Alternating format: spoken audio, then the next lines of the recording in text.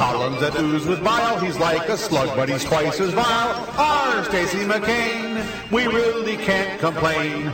He lives in miserable poverty. He hides his family so none can see that he has failed so miserably. He's just a worthless hack. Cabin boy, come down from the rigging. Cabin boy, come down from the rigging.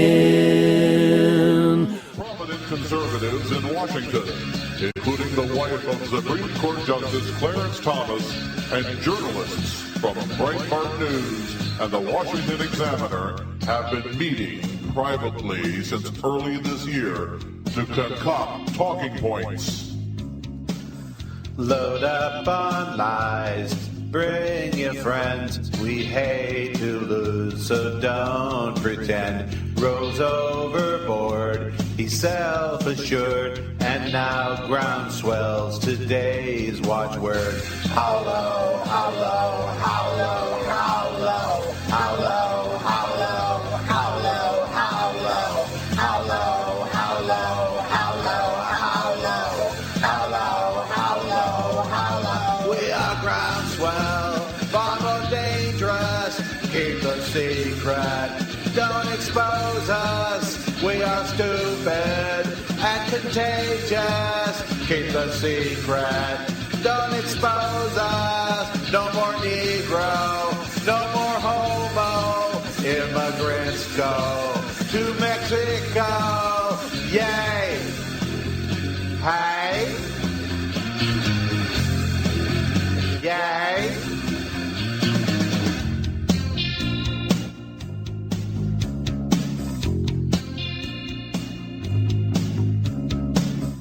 And Ginny Thomas, Alan West, to work with them, I feel blessed. Our little group has always been, and for the liberals, it's the end. How low, how low, how low, how low, how low, how low, how low, how low, how low, how low, how low, how low, how low, how low, how low. We're groundswell, far more dangerous. Keep the secret, don't expose us. We are stupid and contagious. Keep the secret, don't expose us. No more Negro, no more homo. Immigrants go to Mexico. Yay! Hi. Yay! I'm David Boyle at Breitbart.com, and I'm enlisting to fight in Andrew Breitbart's war. War means everything's on the line. The nation's future rests in the hands of warriors fighting this political war. It's a tall order. It's not a traditional war we're fighting. There are no swords and no bullets. This is a war of ideas. At Breitbart News, I plan to investigate these people. Together with Breitbart News, I'm going to expose corruption in Washington. We'll win this battle with hashtags. Bring Twitter death to blacks and fags. Let someone leaks to David Corn, and then our groundswell goes unborn. How low, how low, how low, how low, how low, how low, how low, how low, how low, how low, how low, how low, how low, how low, how low. We are groundswell, far more dangerous. Keep the secret, don't expose us. We are stupid and contagious. Keep the secret, don't expose us. No more Negro, no more homo. Immigrants go to Mexico. We deny it, we deny it, we deny it, we deny it, we deny it, we deny it, we deny it. Did I mention we deny it? We deny it. Hey!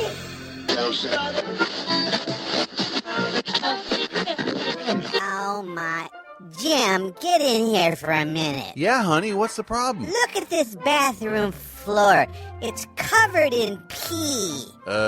Maybe it was the dog. We don't have a dog, Jim. It's just you and me, and you know it wasn't me, so that sort of narrows down the suspect roster, doesn't it? Yeah, you're right. I just don't know what the problem is. I just can't seem to get a good stream of urine from me to the bowl. The problem is you're not concentrating. You're not focused.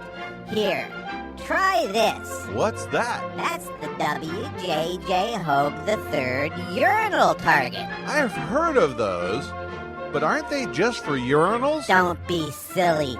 You can put this right on the back of the toilet and use him to calibrate your urine stream. That's right. Thanks to the scientists at the Liberal Grouch, we've developed this foolproof technique to help you calibrate your urine stream. With the WJJ Hogue III urinal target, you'll stop peeing all over the floor and make your wife a happy woman. Gee, look at that, honey. Right between the eyes. Good job, Jim.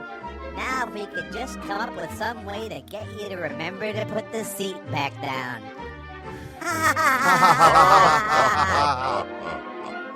Go to patriot-ombudsman.com. That's patriot-ombudsman.com to find out how to get your WJJ Hogue III urinal target to calibrate your urine stream. It works in toilets, too.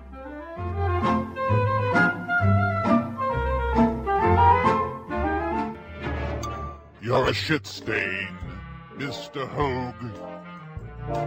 You really take the prize. You're as smart as you are charming, and you're charming as a troll, Mr. Hogue. You're an unflushed toilet with a overflowed bowl.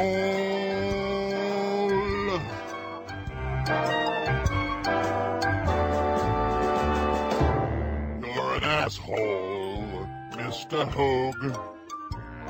You have a sinner's soul. Your mind is bent and twisted. You have lost your self-control, Mr. Hogue. Your heart is turned into a lump of bituminous coal. You're a sad one, Mr. Hogue.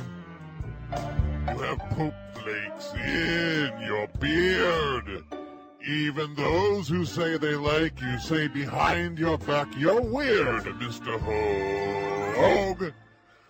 Having had my own dealings with you, I'd say that you're far from revered.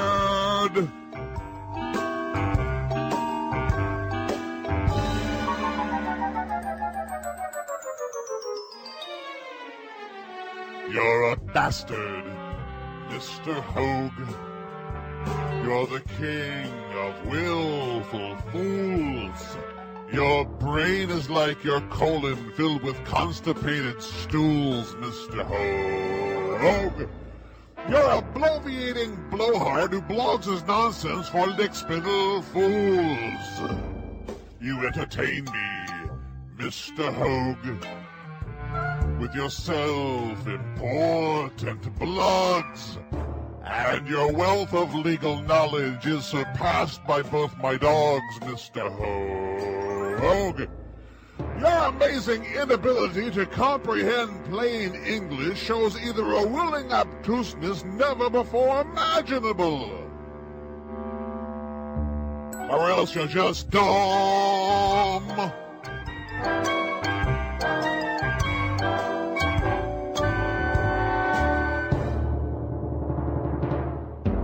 You're a fuckstick, Mr. Hogue. You exude a nasty funk. You take delight in causing pain. You do it 'cause you can, Mr. Hogue. The three words that best describe you are as follows, and I quote, dumb ass punk.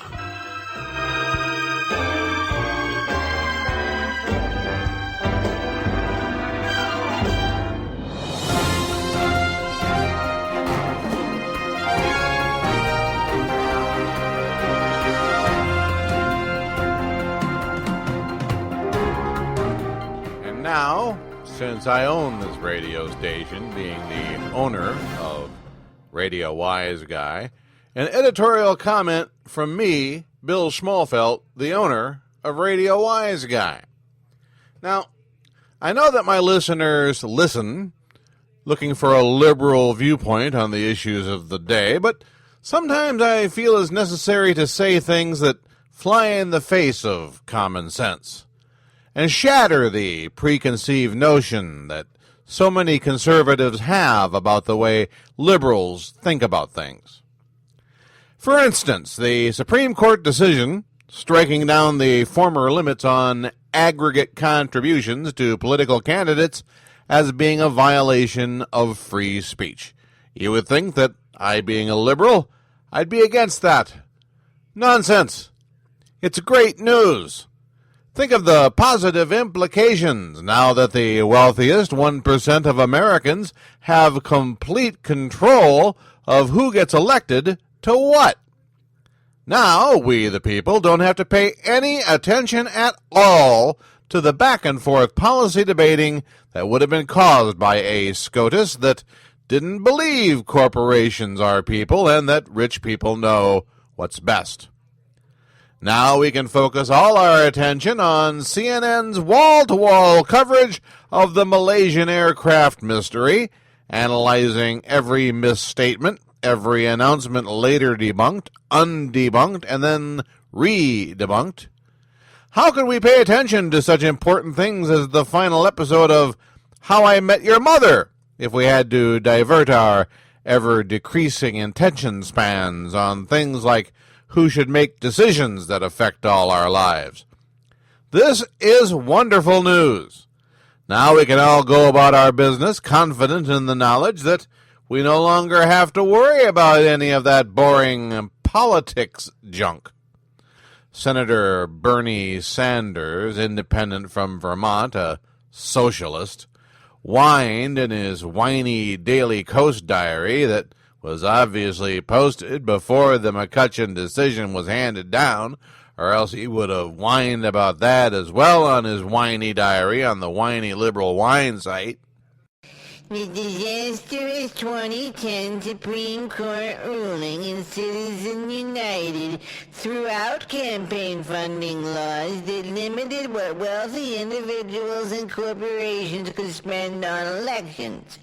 Since that ruling, campaign spending by Adelson, the Koch brothers, and a handful of other billionaire families has fundamentally undermined American democracy. If present trends continue, elections will not be decided by one person, one vote, by a small number of very wealthy families who spend a huge amount of money on supporting right-wing candidates who protect their interests. This process, a handful of the wealthiest people in our country controlling the political process, is called oligarchy. No, Senator Sanders, it's called freedom. It's called setting the people free from the worry about which candidates to support and who deserves to sit in the offices that decide how our money is spent. No more being forced to watch those boring political commercials as we focus our attention on our Netflix or on-demand TV viewing. The broadcasters make out like bandits, which can only mean more and better entertainment for us all. Besides, we all know that rich people are better than we are. That's why they're rich and smart. They know how to look out for themselves, as this decision shows. It's time we took a page from that book, if you can still find a bookstore, or a book, and realized Ayn Rand was correct when she